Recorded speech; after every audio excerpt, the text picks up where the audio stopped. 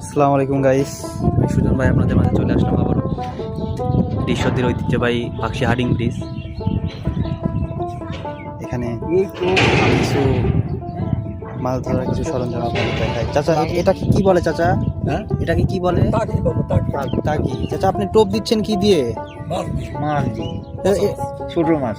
ছোট মাছ। এটা আসলে কি মাছ খাওয়ার উপযোগী চাচা? এটা বেশিরভাগ খায় বোয়াল। বোয়াল মাছ খায়। তো চাচা, প্রতিদিন কি মানে দুইটা একটা করে শিকার করেন মাছ? না, আমরা অবসরপ্রাপ্ত মাছ হঠাৎ করে সব করি। চাচা, এটা তো অনেক ধৈর্যের ব্যাপার নাকি? খুব ধৈর্য।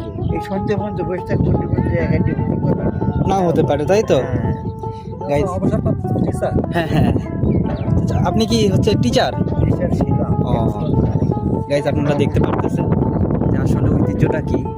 চাচা অনেক মুরব্বী মানুষ, চাচা অনেক বয়স, চাচা টিচারই হচ্ছে রিটার্ন করেছে। তিনি একজন স্কুলের টিচার ছিল। আসলে শিক্ষকের যে অনেক পরিমাণ ধৈর্যতা আমরা এখান থেকে প্রমাণ পাই। এই দেখেন, এখানে সপ্তাহে 2টা 3টা একটা, কোনো সপ্তাহে নাই, এরকম মাছ শিকার হয়। উনি এখানে কিছু তাগি বসি আমরা যাই যেটাকে বলে চিনি, এটা নিয়ে এসে মাছ দিয়ে টোপ দিয়ে সারাদিন বসে থাকবে। তারপরে যদি একটা শিকার হইলে হইলো, না তাহলে সে বাসায় ফিরে যাবে।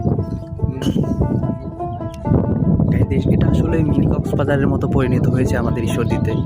পর্যটকের অভাব নেই।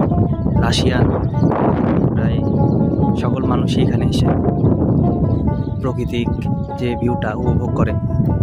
আপনারা চাইলে আসতে পারেন, এসে এরকম মাছ শিকার দেখতে পারেন, প্রাকৃতিক পরিবেশ উপভোগ করতে পারেন, জলের যে কোলাহল, পানির যে কোলাহলগুলো শুনতে পারেন। আজকের জন্য এই পর্যন্ত গাইস। আসসালামু আলাইকুম, দেখা হবে একটু নতুন ব্লগ নিয়ে। সবাই আপনারা দোয়া করবেন আমার জন্য, আমি যাতে আপনাদের জন্য আরও নতুন নতুন ব্লগ আনতে পারি।